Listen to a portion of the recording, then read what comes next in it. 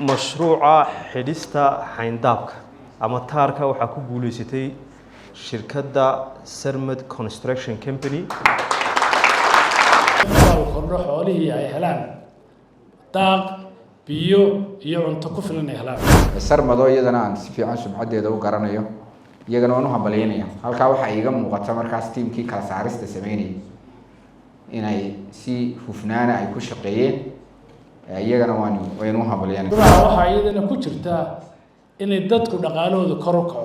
تيجا وجودك دقبضن كل ما يسترنو حديثة بنكا سوسارست بيها dhismayaasha goobaha cilmi baarista iyo ilaaladaba looga baahan yahay iyo goobaha bixinta adeega daaqa iyo caafimaadka xoolaha hadday ugu yaraato ama 5 ama 6 qandaraas oo kala duwan bay noqonayaan labadii ugu horeeyay ayaynu markaa maanta ku dhawaaqaynaa wasiir مشروع حديثة حيندابك أما تاركا وحكو بوليسيتي شركة سرمد كونستراكشن كمباني أو مثليو جينير خضر عيسى خضر عيسى ومضح شركة حلي دونتا تاركا كو بوليسيتي waxaan idinka codsanayaa ama in iska codsanaynaa in sidii hore aynu ula shaqeynayna mashruuca si ka duwan aynu la shaqeyno oo aynu hubino in aynu la garab istaagno hirgelinta mashruuca aynu uu ku guuleystay mashruucan maanta aynu sameynayna halgan laf dhabarta oo ah waxa weeyaan inuu wax weyn ka taro nolosha iyo isbedelka cimilada ee ku dhacaya xoolaheena nool dad badan baa laga yaabaa inay yiraahdaan mashruucan iyo la xidhay maxaa loo xidhay mashruuca oo dadkii baa laga xidhay xoolaha naga dhamaanaya marka miyaanay isdhaaf ahayn mashruucan ujeedadiisu waa in xoolaha uu kordho xoolihii ay helaan daaq biyo iyo cunto ku filan ay helaan mashruuca waxaa iyadana ku jirta in dadku dhaqaalahooda kor u kaco oo deegaanadii ku xirnaa ma beeraley ha ahaadaan ma xoolo dhaqato ha ahaadaane mashruucu daryeelo wax weyn oo ka qabto waxaan idinka markaa amba ogaan kartaan mashruuca aroori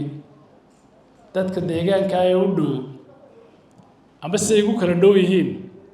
ninkii 30 neef lahaa maanta 200 neef buu leeyahay xoolihiisaasaa markaa la furana gala biyihii bay ka helaan caafimaadintii bay ka helaan mashruucan sare la iska xidhaya maaha waa cilmi baadhis baa ku jirta waxaa ku jira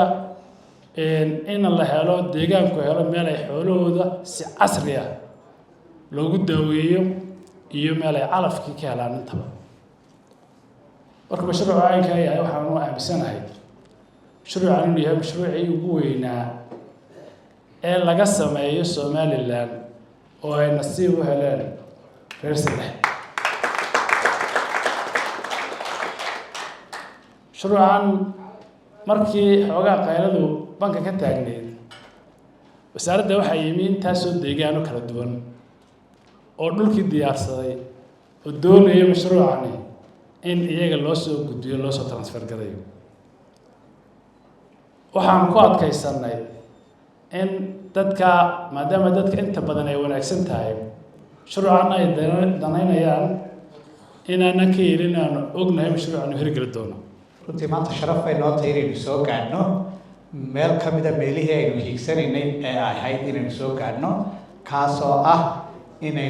maanta la shaacinayo shirkadihii ku guuleystay fulinta mashruuca qolacday mashruucaasoo runtii ah mashruuc horumarinta xoolaha ah in badanna runtii laydinka warramay faa'iidada iyo qiimaha uu leeyahay waxaan runtii u istaagay oo ugu weyn inaan u mahadnaqo cid kasta oo nagala soo shaqaysay oo muddada sanadka iyo saayidkaa nagala shaqaynaysay oo deegaanka ka soo jeeda runtii